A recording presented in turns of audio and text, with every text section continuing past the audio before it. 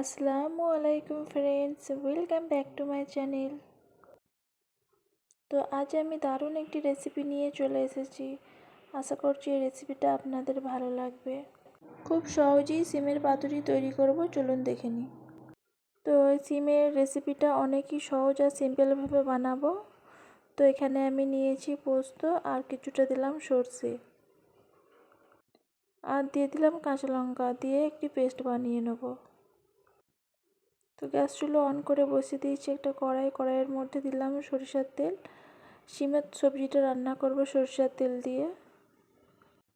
তেলটা গরম হয়ে যাবার পর দিয়ে দিলাম কালো জিরের ফোড়ন।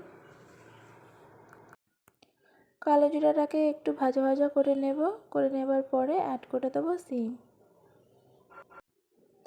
সিমটা আমি এই তেলের মধ্যেই ভেজে নেব, আলাদাভাবে ভেজে তুলে নিচ্ছি না। তো দেখুন আমি কিভাবে এই সিমের রেসিপিটা রান্না করছি আর খুবই সহজভাবে রান্না করব। তো সিমটাকে ভালো করে নেড়ে নেবার পরে দিয়ে দিলাম স্বাদ মতো লবণ আর হাফ চা চামচ মতো হলদি দিয়ে সিমটাকে ভেজে নেব। আর খুবই কম সময়ের মধ্যে এই দারুণ মজার রেসিপিটা আপনারা বানিয়ে নিতে পারবেন। লবণ আর হলদিটাকে দেবার পরে মিশিয়ে নিচ্ছি।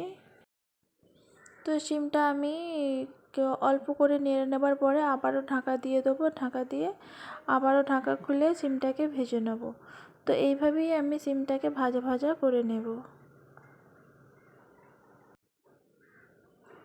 তো সিমটা দেখুন অনেকটা নরম হয়ে গেছে আর অনেকটা প্রায় ভাজা হয়েই এসেছে। তো আবারও একবার এভাবে নেড়ে নিচ্ছি। তো আবারও একবার নেড়ে নেবার পরে ঢাকা দিয়ে আবারও বেশ কিছুক্ষণ সিমটাকে ঢাকা দিয়ে ভেজে নেব। তো ঢাকাটা খুলে নেবার পরে আবারও নেড়ে নিচ্ছি।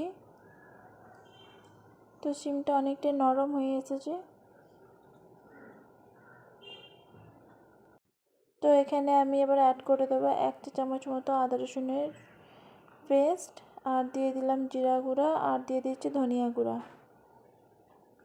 হাফ চা চামচের কম দিয়ে দিলাম লঙ্কা গুঁড়া।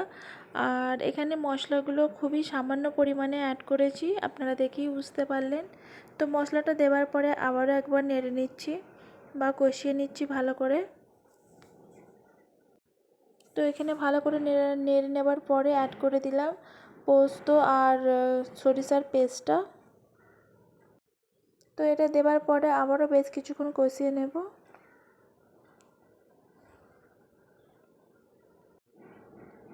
তো এই সিমের রেসিপিটা খুব সহজেই বানিয়ে নিতে পারবেন আর একেবারে অল্প সময়ের মধ্যে রেসিপিটা তৈরি হয়ে যাবে। তো এখানে আমি ভালো করে নেড়ে নেবার পরে হাফ গ্লাস পানি অ্যাড করে দিলাম।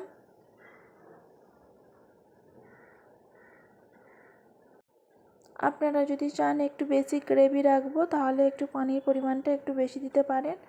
তো এখানে আমি হাফ গ্লাস পানি অ্যাড করেছি। তো ভালো করে নেড়ে নেবার পরে আবারও ঢাকা দিয়ে রেখে দেবো। আর দিয়ে দিলাম টেস্টের জন্য সামান্য পরিমাণে চিনি আর দিয়ে দিয়েছিলাম 2টা কাঁচা লঙ্কা।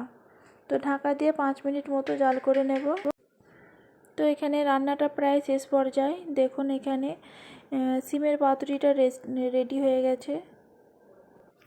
তো অল্প সময়ের মধ্যে বা অল্প উপকরণ দিয়ে তৈরি করে নিলাম সিমের পাতুরি।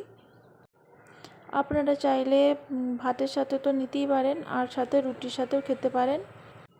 ভালো লাগলে লাইক কমেন্ট শেয়ার আর সাবস্ক্রাইব করে রাখবেন। তো এখানেই ভিডিওটি শেষ করলাম, আর বেশি বড় করলাম না। আবারও নেক্সট কোনো ভিডিও নিয়ে চলে আসবো। আল্লাহ হাফিজ।